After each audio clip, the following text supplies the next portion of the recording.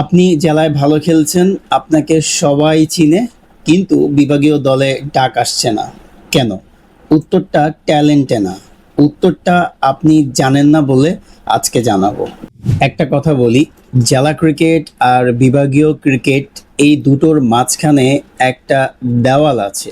সেই দেওয়ালটা কি?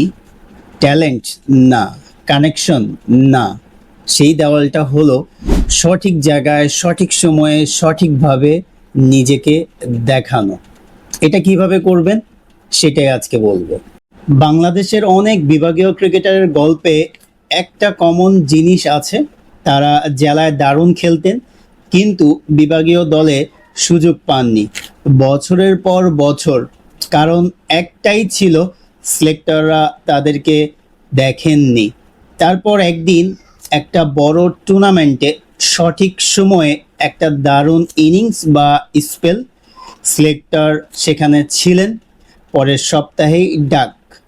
ট্যালেন্ট আগেও ছিল, পরেও ছিল, পার্থক্য ছিল শুধু সঠিক মানুষটা সেদিন মাঠে ছিলেন। তাহলে কি সব লাক?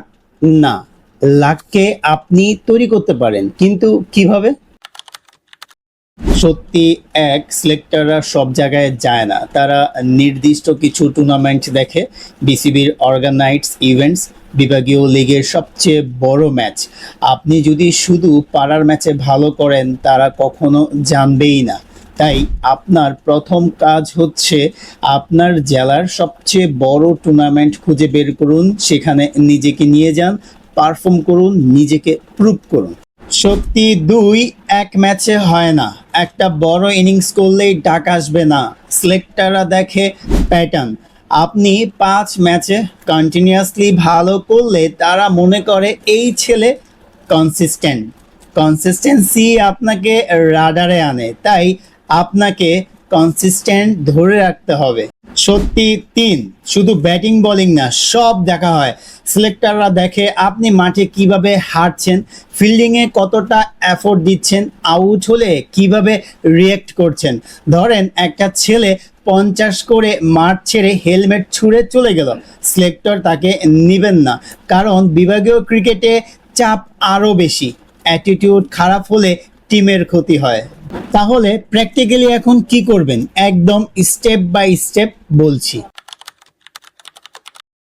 প্রতিটা জেলায় ক্রিকেট অ্যাসোসিয়েশন অথবা ক্রিকেট একাডেমি আছে, সেখানে গিয়ে নিজের নামটা রেজিস্ট্রেশন করুন, অথবা ওই ক্রিকেট একাডেমিতে গিয়ে ভর্তি হন। তারা জানুক আপনি আছেন, আপনি খেলতে চান। চুপ করে থাকলে কেউ খুঁজে আনবে না।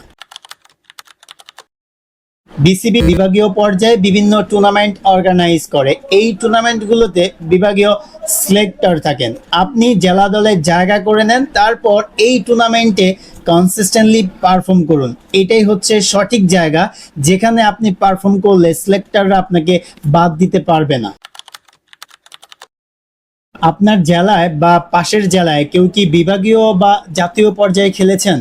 তার সাথে মিশুন, তার কাছ থেকে শিখুন, কারণ এই মানুষগুলো জানেন কোথায় গেলে দেখা যাবে, কাকে চেনালে কাজ হবে। একটা সঠিক রিকমেন্ড অনেক সময় অনেক বেশি ম্যাচের চেয়ে কাজে আসে।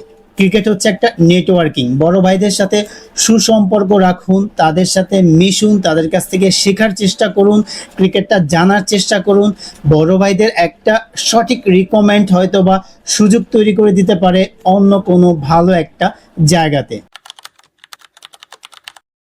জেলার প্রতিটা ম্যাচ আপনার job interview, run, wicket, attitude সব দেখা হচ্ছে।